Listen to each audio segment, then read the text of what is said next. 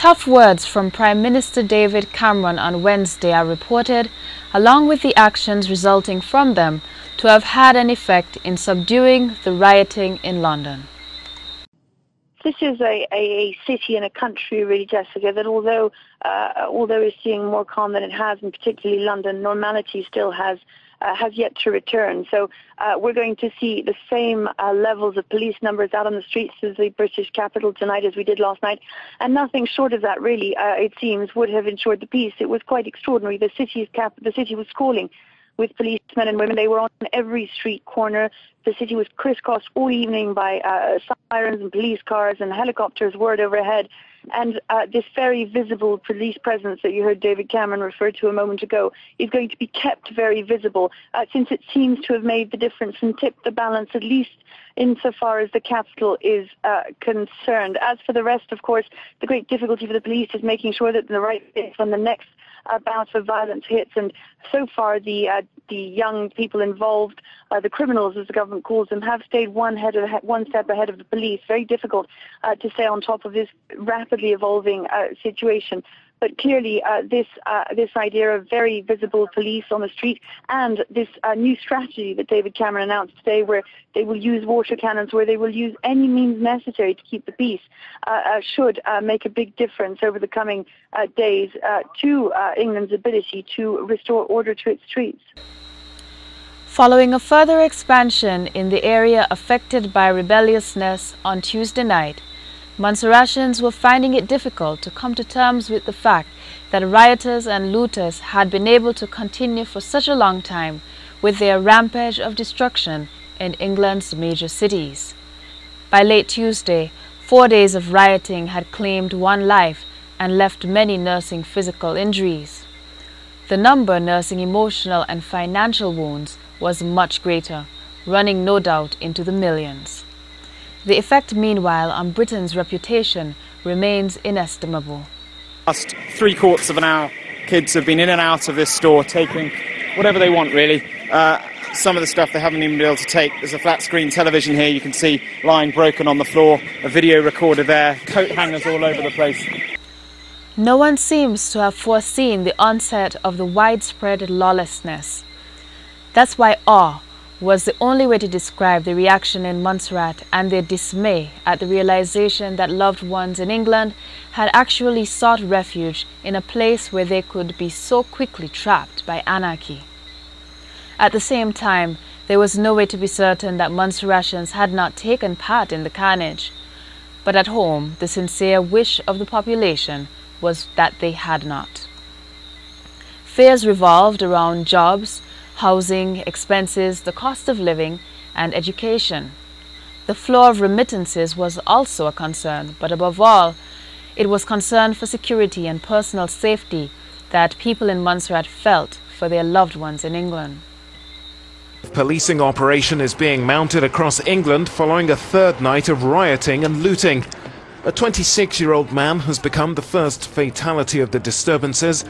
The victim died after being shot in his car in Croydon. From city to city, police were authorized to use plastic bullets to quell the unrest. Britain's Wednesday football match with the Netherlands was cancelled, as well as a friendly match in London between Ghana and Nigeria. But there was no word on how the itinerary of the Emerald Community Singers currently on tour in England was affected.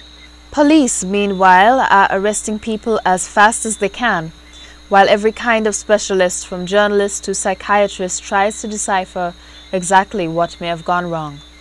Journalists and sociologists of every kind are saying that although the shooting to death of a 29-year-old man by the police may have been the trigger, the riots were actually spurred by anger over the gloomy economic situation with its high rates of unemployment and reduced public services. There are many Londoners who are not mincing their words. For them, this was wanton hooliganism, period. Rioting is now widespread. Several cities around England suffered a taste of the violence already experienced by London. The government is increasingly alarmed. In his strongest warning yet, the Prime Minister spoke of water cannon and plastic bullets being made available to the police if they need them. Today, major police operations are underway, as I speak, to arrest the criminals who were not picked up last night, but who were picked up on closed-circuit television cameras.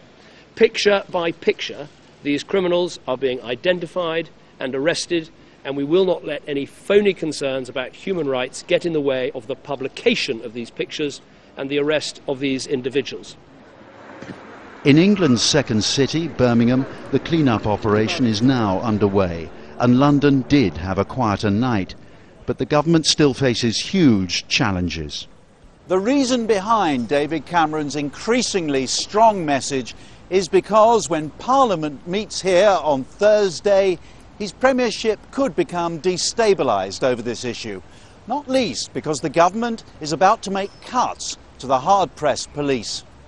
In the Midlands, the trouble started long before darkness fell. Despite promises of more aggressive policing, there's still a brazen arrogance to how these youths behave, to how they smash their way into shops and loot, and how they take on the police, and how they destroy property. For small businesses like this coffee bar, this is disaster. The owner is not sure if he can recover. And they've literally shaken me up, you know. It's like a heart attack to you.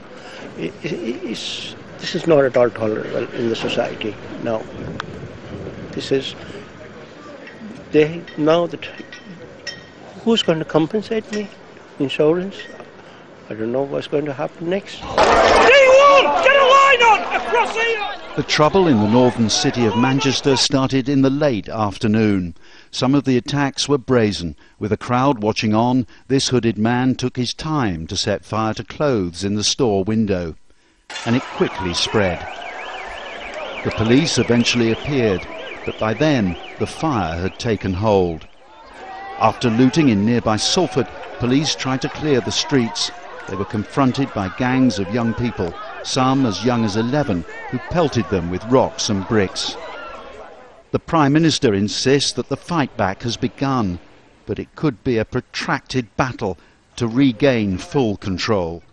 But even if it was criminality pure and simple, it's been hard to ignore the view from outside England that whenever there's a change in the pattern of human behavior, there's always a reason.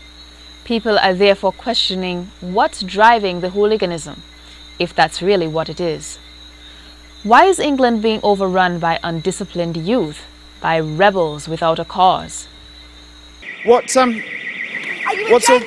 No, I live here. I'm just astounded at what you're doing. Well, we're getting our taxes back. You're getting your taxes back? What do you mean by that? Obviously, we pay tax in it. So by stealing things, you're getting your taxes back. Are you proud of this? Are you proud of what you're doing? Are you proud of what you're doing? Okay. She apparently says she's getting her taxes back, but you can see the crowds up there. That's looking towards Northcote Road, away from Clapham Junction. A lot of people here didn't know what was going on because the police, of course, aren't here. They're just up the road in other boroughs. You can see more people here coming out of the shops, taking stuff. Are you proud of what you're doing? Stealing stuff? What's that about? North London, where it all started, is home to a large number of ethnic minorities, with many Montserratians among them. In 1985, a police officer was hacked to death there in North London, when Afro-Caribbean youths in a deprived housing estate went on a rampage. Inquiring into the trigger for the present collapse, the BBC said, "A man shot dead by the police in North London was a passenger in a minicab stopped during a planned operation. 3 shots were fired. The man was evidently hit by 2 of them. The incident took place at about 6:15 British Standard Time, and Mr. Duggan died at the scene." The initial reaction was reported to have been a peaceful demonstration that turned ugly when a 16-year-old girl challenged police and was body slammed. That report remains unconfirmed, but the effect of whatever it was, the act that actually happened, is now history in the making. Rampaging gangs also wreaked havoc and destruction in other cities, including Birmingham, Bristol and Liverpool. IPCC Commissioner Rachel Serfontein emphasized that fatal shootings by the police are extremely rare and understandably raise significant community concerns. "I will," she said, "make certain that this investigation is thorough and answers the many questions that everyone has when such an incident occurs." Appealing for witnesses to the shooting, she added, "I fully recognize how distressing and disturbing this must be for the family and the local community." Clearly, the IPCC Commissioner was right, and surely she can be forgiven for not mentioning how distressing it is for those looking in from the outside. To see Pax Britannica, British respect for the law, fall apart is worrying. This was not a rebellion, no leadership, no clear objective. Order and common sense simply giving way to naked lawlessness. To angry youth with no focus, and to others sufficiently misguided to think of burning down businesses, homes and vehicles, and of looting shops as good fun. That's why it is even somewhat comforting to yield to the argument that austere financial circumstances into which Britain has been plunged could truly be at the root of this behavior. Accepting that line for now, cities and countries so far spared cannot fail to examine what may be done to ensure that their people, similarly affected by austere circumstances, are treated with respect and with a full and sympathetic appreciation of their various hardships. They must also strive to ensure that their children are better disciplined and protected from greed as they grow.